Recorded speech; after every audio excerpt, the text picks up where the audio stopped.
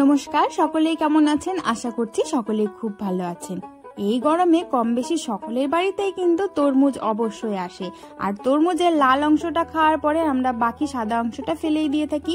কিন্তু সেটা দিয়ে যে একটি নিরামিষ দুর্দান্ত রেসিপি হয় সেটা কি জানতেন? না জানলে ভিডিওটি অবশ্যই শেষ পর্যন্ত দেখুন।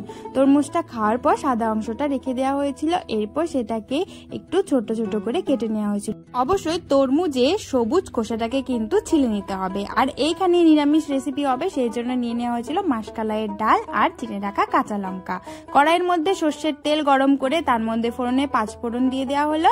তারপর মাসকলাইয়ের ডাল আর চিড়ে রাখা কাঁচা লঙ্কাটাকে দিয়ে কেটে রাখা যে তরমুজের সাদা অংশটা ছিল সেটাকে দিয়ে একটু নাড়াচাড়া করে নেওয়া হলো। এরপর দিয়ে দিতে হবে স্বাদ মতো লবণ আর পরিমাণ মতো হলুদ গুঁড়ো।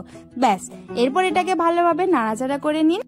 তরমুজের এই সাদা অংশটা দিয়ে যে এত সুন্দর একটা রেসিপি হয় সেটা কিন্তু আমিও জানতাম না। বিশ্বাস করুন, খেতে না খুবই ভালো লাগে, বুঝতেই পারবেন না যে এটা তরমুজের সাদা অংশটা ভীষণই ভালো হয়। আর নিরামিষ দিনে ঝটপট রান্নাটা হয়েও যায় সামান্য কিছু উপকরণ দিয়ে। তাহলে বাড়িতে কিন্তু আমরা জিনিসটাকে ফেলে না দিয়ে এইভাবে রান্না করে খেতে পারি। ভালোভাবে ভাজা হয়ে গেলে এরপর এর মধ্যে সামান্য পরিমাণে জল দিয়ে দিবেন, যাতে একটু গা মাখা বা একটু ঝোলঝোল ব্যাপারটা থাকে।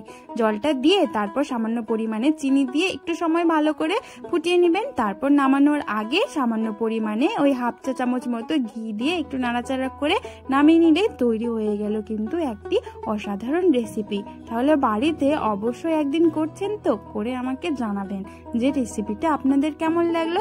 ভালো লাগলে প্লিজ চ্যানেলটিকে সাবস্ক্রাইব করে আমার পাশে থাকুন। সকলকে অনেক অনেক ভালোবাসা।